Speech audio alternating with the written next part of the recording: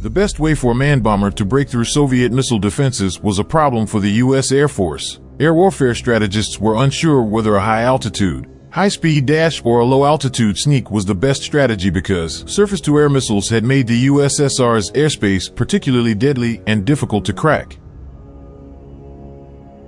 After no less than 4 plane examinations, the B-1A aircraft originally flew in January 1974.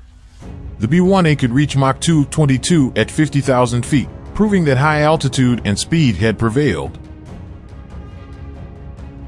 The B-1A's flight into unfavorable political winds was unfortunate for it. The bomber remained in limbo throughout Jimmy Carter's presidency because he refused to support it because he thought it was wasteful. However, President Ronald Reagan, who was elected on a promise to rebuild America's military, took advantage of the sleek new bomber replacing older B-52 bombers from the 1960s. The B-1 program had resumed. The S-300 surface-to-air missile system and the MiG-25 Foxbat supersonic interceptor, 2 new Soviet weapons, made it clear that a high-speed dash into Soviet airspace was no longer possible. To stay pertinent, the B-1A would need to be overhauled into a covert, low-elevation penetrator. Without refueling, the bomber could travel 7,455 miles. Maximum speed decreased to Mach 125 as a result of abandoning the high-speed mission and adopting stealth.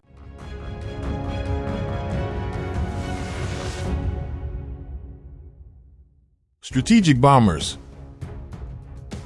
In 1991, the B-1B was taken off the nuclear mission, and Russian observers were given access in 1995 to verify that all B-1Bs had been effectively denuclearized. The conventional munition upgrade program made it possible for B-1Bs to carry only conventional weapons since 1997. Each of the B-1B's 3 internal bomb bays has a conventional weapons module that can carry up to 28 Mk, 82 high-explosive 500-pound bombs or 8 Mk, 84 bombs weighing 2,000 pounds. The CBU-87 combined effects munition, Gator mine system, and CBU-97 sensor-fused weapon, among other submunition-based weapons, have been removed from U.S. inventory due to international concerns regarding unexploded cluster munitions on the battlefield.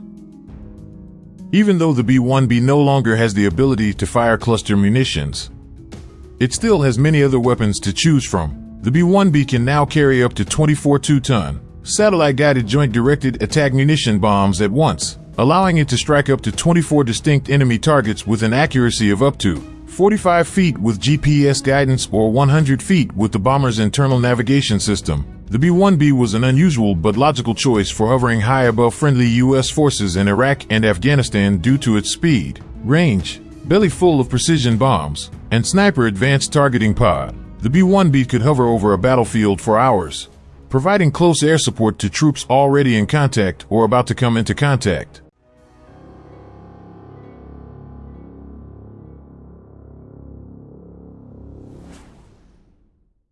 Development. The B-1B will continue to be important. At the point when it was created during the 1960s, the Rockwell B-1 Lancer was intended to supplant both the B-52 Stratofortress and the B-58 Trickster by joining the speed of the previous airplane with the reach and payload of the last option. However, the program was terminated in 1977 due to the B-1's high cost. Nonetheless, it was restarted in 1981 and the B-1B variation demonstrated ideal for the impacting scene. The B-1, which was made solely for nuclear war and underwent a $3 billion conventional overhaul, saw action in Iraq during Operation Desert Fox in December 1998 and in Kosovo during Operation Allied Force. During both Operation Enduring Freedom in Afghanistan and Operation Iraqi Freedom, the B-1B was utilized. The B-1B will once more adapt to the tasks required of it now that the global threat is shifting. To better train and prepare for the future battlefield, AFGSC has prioritized modifying bomber deployments and locations.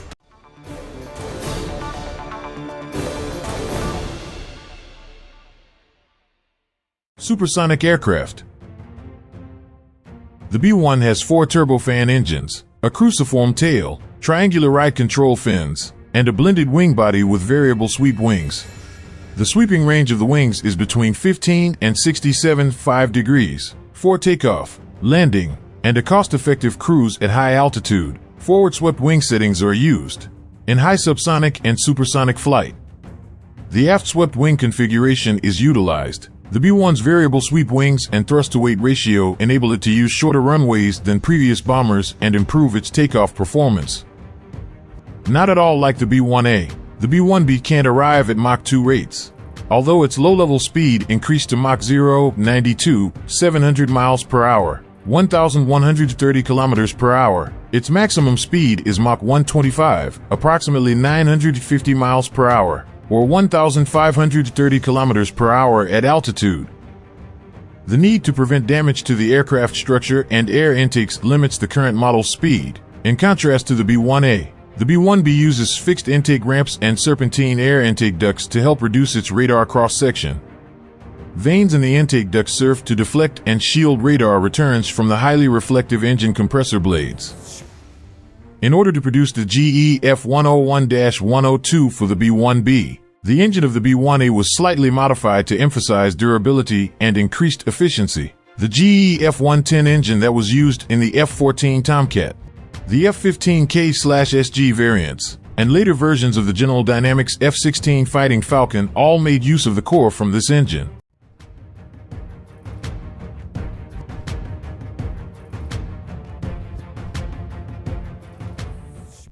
New weapon. The AGM-158 Joint Air-to-Surface Standoff Missile, or JASSM, and the JASSM-ER Extended Range are the B-1B's newest and most intriguing weapons. JASSM is a cruise missile that weighs 2,250 pounds, has a 1,000-pound warhead, and has a range of 200 miles. The range of the JASSM-ER is said to be twice that of the original. There are 24 cruise missiles per aircraft, or 8 of the 2 missiles in each weapons bay. A large number of B-1Bs equipped with JASSM-ER missiles and working together with B-52 bombers, Virginia-class attack submarines, and Ohio-class guided missile submarines could contribute to a single, overwhelming mass attack of hundreds of precision-guided cruise missiles.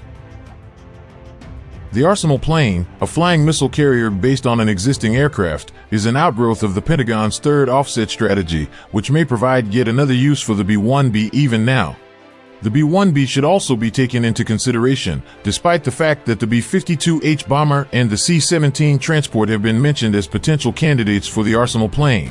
On external hardpoints, the B-1B, which is already known to carry a lot of missiles, could carry even more. The B-1B's place in the United States arsenal of weapons has been more of an adventure than others.